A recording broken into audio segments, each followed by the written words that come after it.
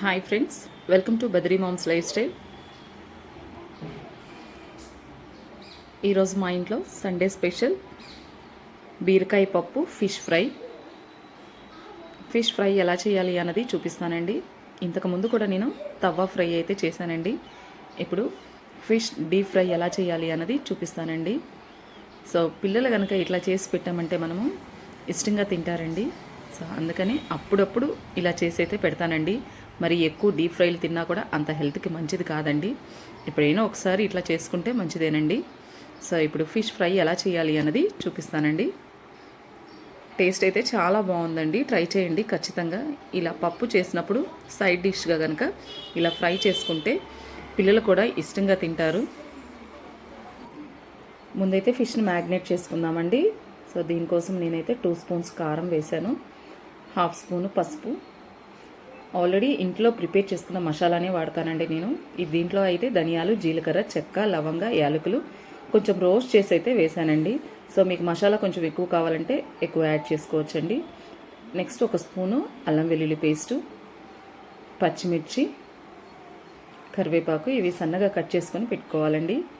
So ఇప్పుడు దీంట్లోకి ఒక 1/2 చెక్క నిమ్మరసం కూడా ఇలా పిండుకోవాలండి.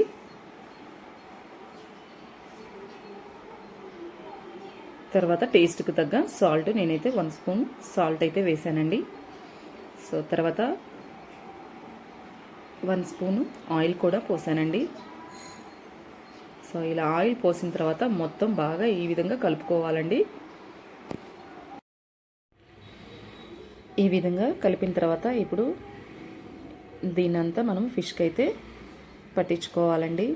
ఇలా ఫిష్కి అప్లై చేసిన తర్వాత కనీసం 1 అవర్ అయినా మ్యాగ్నేట్ చేసి పక్కన పెట్టుకోవాలండి. అప్పుడు ఈ మసాలాలన్నీ ఫిష్కి అయితే బాగా పడతాయండి.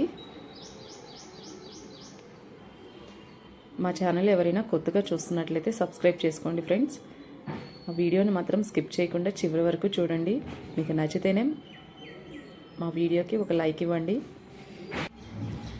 ఖచ్చితంగా ఈ రెసిపీ అయితే మీ అందరికీ నచ్చుతుందండి. ఇలా కనుక చేసి పెడితే ఇంట్లో అందరూ ఇష్టంగా తింటారండి. నేనైతే ఎక్కువగా తవ్వ ఫ్రైనే ఇష్టపడుతూ ఉంటానండి.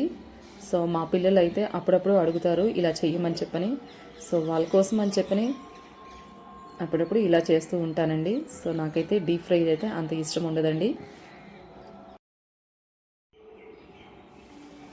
ఇలా మ్యాగ్నేట్ చేసుకున్న తర్వాత ఒక 1 అవర్ అయినా దీన్ని ఇలా పక్కన పెట్టేసుకోవాలండి. అప్పుడు మసాలాలంతా ఫిష్కి బాగా పడతాయండి. సో తర్వాతే దీన్ని డీప్ ఫ్రై చేసుకోవాలండి.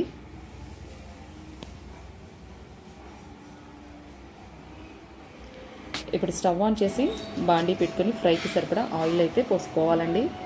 సో ఆయిల్ హీట్ ఎక్కిన తర్వాత ఈ విధంగా ఫ్రై చేసుకోవాలండి.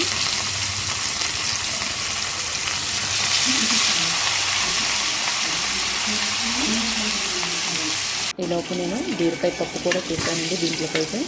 సో ఇదైతే పోపు పెట్టేసుకున్నానండి. ఫ్రై అయితే ఒక సైడ్ అయితే రోస్ట్ అయిపోయిందండి. ఇప్పుడు రెండో వైపు కూడా ఇదే విధంగా ఫ్రై చేసుకోవాలండి.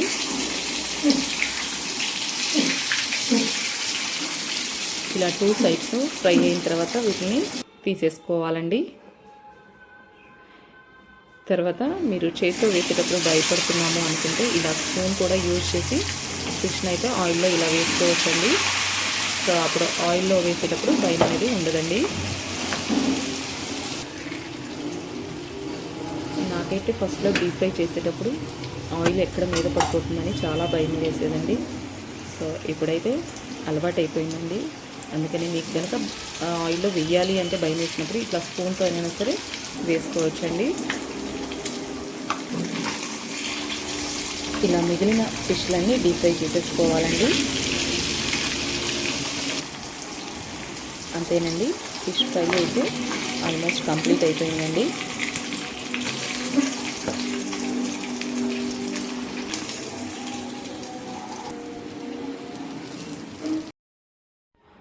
ఫైనల్గా ఫిష్ ఫ్రై అయితే కంప్లీట్ అయిపోయిందండి. ఇప్పుడు వేడి వేడి అన్నంలో కనుక ఇలా పప్పు ఫిష్ ఫ్రై చేసుకొని తింటే చాలా టేస్టీగా ఉంటుందండి.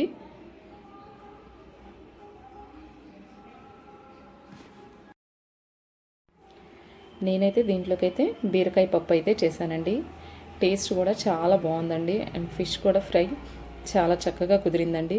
ట్రై చేయండి, ఖచ్చితంగా ఈ రెసిపీ మీ అందరికీ నచ్చుతుందండి.